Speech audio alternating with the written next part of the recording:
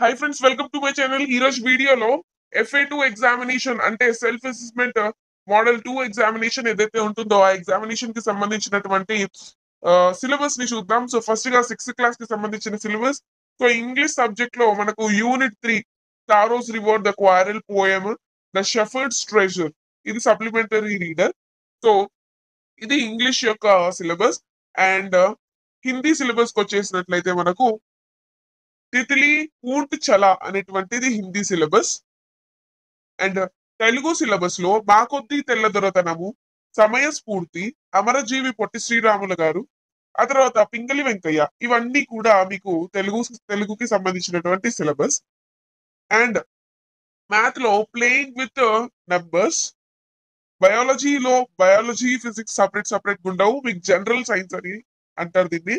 మొత్తంగా ఇది general science GS.